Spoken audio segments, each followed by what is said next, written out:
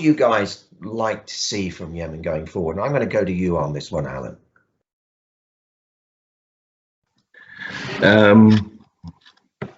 Probably just a bit more consistency, and in terms of logistics, I mean, in terms of being able to outsource it on a constant basis, right? So being able to build up a relationship with the producers in the country, right?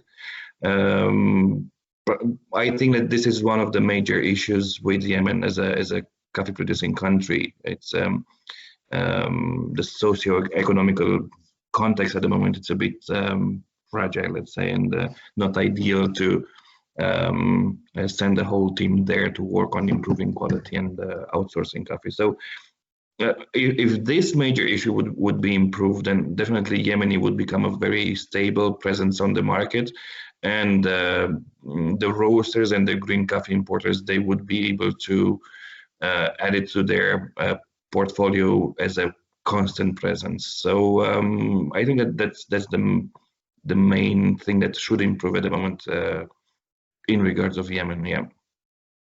Marty, do you feel that Yemen's voice would be better served if there was some unified fora of producers, growers, working in a collaborative way? I'm not thinking so much of just marketing, but getting some sort of standardization and leverage of scale on logistics, some cross-fertilization of ideas, different regions, and having some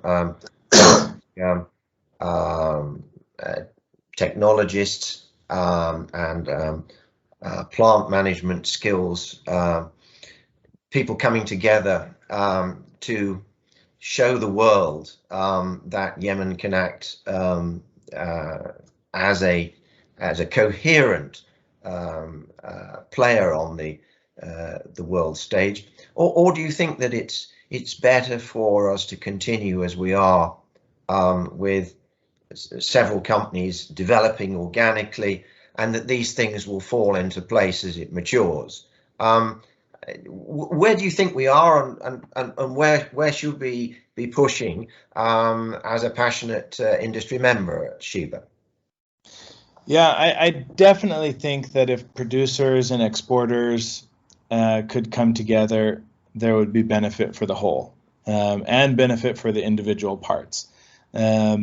There's competition and backbiting and rumors and craziness in every place, in every part of every industry, in roasters and cafes and growers and exporters as well. But I think I don't know if it's the worst, but it's pretty bad in Yemen.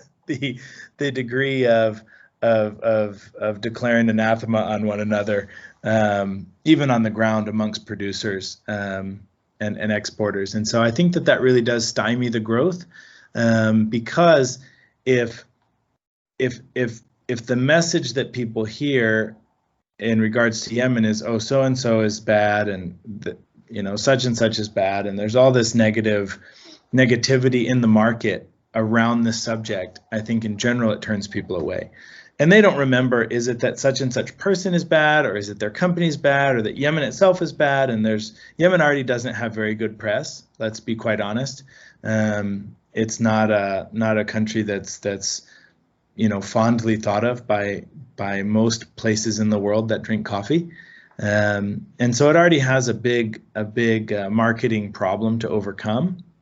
And I think that the more that the industry could come together on, not to say not compete, there should be competition, there should be differentiation, there should be uniqueness between all the different companies and all the different exporters.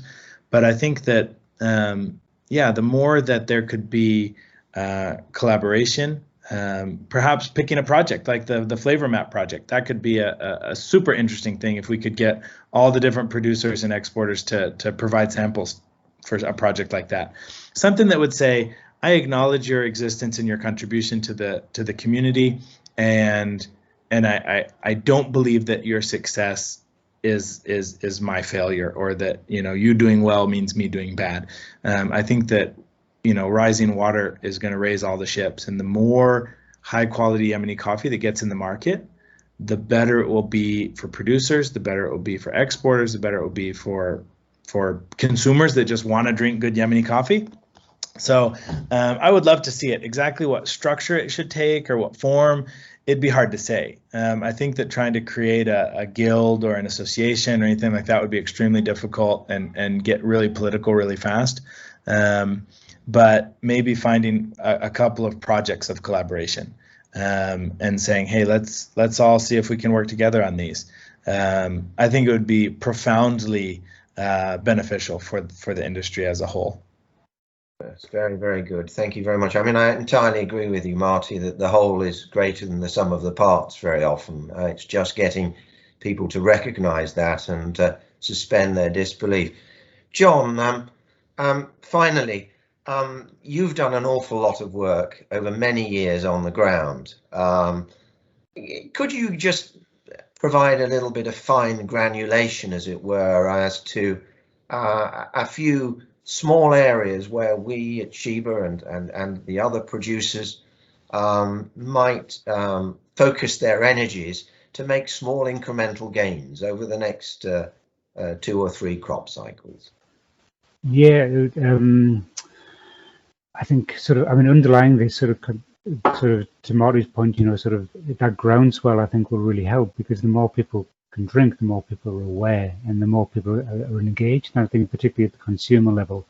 Obviously, I'm involved in the Cup of Excellence program. I've been a head judge for about 8 or 9 years with their program, but I've been involved as a juror in the program going back to 2004.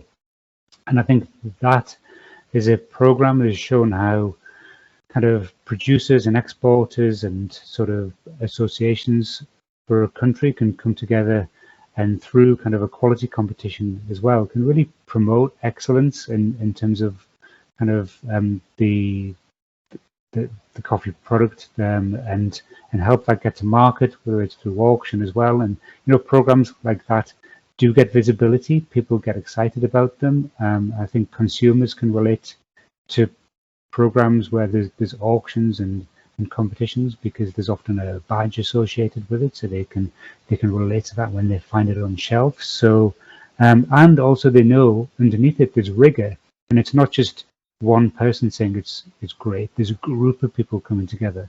I think sort of even in just comparing cupping scores with the team here as well, is seeing where there's agreement, where there's not agreement as well, and that's part of sensory analysis, is that sort of you're never going to agree 100% of the time, but there are going to be little bits of agreement where you can see there, and those are the real quality samples. And programs like that can really help. I think also having a consistent message as well. I've seen in some countries, and you were asking of kind of flavor profiling and regions as well, that can really help people navigate a country that they maybe don't know so much about. Going to Guatemala, sort of what is the nature of an Antigua coffee from Huehue to Nango, sort of 2 very classic regions, and I think that can help get a consumer engaged a little bit. It might help a roaster who doesn't know so much information kind of make a step into trying to understand what a country is as well. So, and I think that's where sort of groups of producers and exporters can really help have a shared message where it's not impacting on kind of your own business models. Well, it's been a blast, gentlemen. I'm sorry about the slightly raunchy start, but we got there, and my goodness, did we learn something. And I'd like to thank you all 3 for your contributions, for your passion, for your kindness. It's been a blast.